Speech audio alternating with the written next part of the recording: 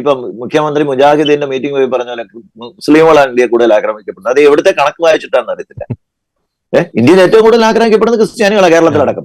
ആക്രമണം എന്ന് പറഞ്ഞാൽ ഈ ശാരീരിക ആക്രമണം മാത്രമല്ലല്ലോ, ഇതുപോലെ നമ്മുടെ സ്ഥാപനങ്ങൾ ആക്രമിക്കുക, നമ്മുടെ സ്ഥാപനങ്ങൾ നമുക്ക് ഇഷ്ടമുള്ള പഠിപ്പിക്കാൻ മേലാത്തൊരു സാഹചര്യം വരിക, ഉടനെ നമ്മൾ അതിന് വലിയ വിട്ടുവീഴ്ച ചെയ്യുക, നമ്മുടെ മതഗ്രന്ഥങ്ങൾ കത്തിക്കുക, ഇതെല്ലാം നമ്മൾ വന്നെത്തിയിരിക്കുന്ന ഒരു ദുരന്താവസ്ഥയുടെ സ്ഥിതിയാണ്. അപ്പൊ ഈ ദുരന്താവസ്ഥയിൽ നിന്ന് പിന്നെ ഇതുകൊണ്ടൊക്കെ സഭ നശിച്ചു പോകുന്നോ, ക്രിസ്ത്യാനികൾ നശിച്ചു പോകുന്നോ, നമ്മളാരും ഭയപ്പെടുന്നില്ല, ഭയപ്പെട്ടിട്ടില്ല. ഇതിലൊക്കെ വലിയ പ്രതിസന്ധികളെ അതിജീവിച്ച് ഒരുപക്ഷെ ഈ പ്രതിസന്ധികൾ ഇവര് ദൈവികമായൊരു മനസ്സിലാക്കി അറിയേണ്ടത് സഭ ശക്തിപ്പെടാൻ പോകുന്നതിന്റെ ഒരു തുടക്കമാണ്. ഇത് ഇവര് മനസ്സിലാക്കേണ്ട ഒരു കാര്യം, ഇതിൽ നിന്നാണ് ഈ രക്തസാക്ഷികളുടെ ഈ ബീജത്തിൽ നിന്നാണ് സഭ വളർന്നിട്ടുള്ളത്. പക്ഷെ അത് എങ്ങനെയാണ്, എപ്പോഴാണ് അതിന് ആ വളർച്ചയ്ക്ക് ഞാനും ജസ്റ്റിനും അച്ഛനും ഒക്കെ കാണുമോ നമുക്കറിയില്ല.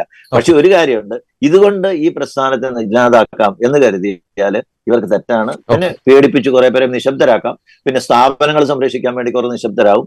അങ്ങനെ നമുക്ക് മിണ്ടാൻ മേലാത്ത ഒരു സാഹചര്യം പല കാരണങ്ങൾ കൊണ്ടുണ്ട്. നമുക്കെന്ന് പറഞ്ഞാൽ ക്രിസ്ത്യാനികൾക്ക് ഈ പല കാരണങ്ങൾ കൊണ്ട് നിശബ്ദരാകുന്നവര് ഇതെല്ലാം ഒരു കാര്യം കൂടി പറഞ്ഞ് ഞാൻ അവസാനിപ്പിക്കാം.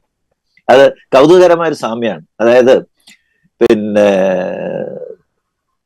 തിരുവനന്തപുരത്ത് വിഴിഞ്ഞം തുറമുഖം രാജ്യദ്രോഹികള്, പിന്നെ തീവ്രവാദികള് ഇങ്ങനെയൊക്കെ പറഞ്ഞു ഗവൺമെന്റ് ഒക്ടോബറിൽ നമ്മുടെ കപ്പലിങ് വരാൻ പോവാണെന്നാണ് ഏത് മന്ത്രിയാ, തുറമുഖ മന്ത്രി പറഞ്ഞു.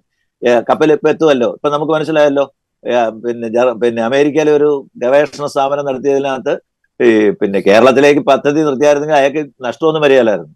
ഇപ്പം ഈ ഒറ്റ ദിവസം കൊണ്ട് കുറഞ്ഞിരിക്കുന്ന എത്ര കോടി രൂപയുടെ നഷ്ടമാണ് അദാനിക്ക് ഉണ്ടായിരിക്കുന്നത്.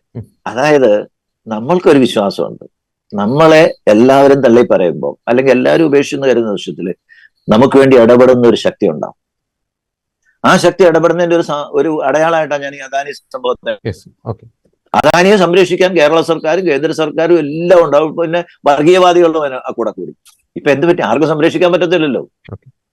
അദാനിയുടെ വീട്ടുകാര് ഇപ്പൊ അദാനിയുടെ പിന്നെ ഷെയർ 2000 കിട്ടുമായിട്ട് 3000 മേടിച്ചെന്ന് പറഞ്ഞാൽ അവര് ഗ്രൂപ്പ് എല്ലാം കൂടെ മേടിച്ചതാ.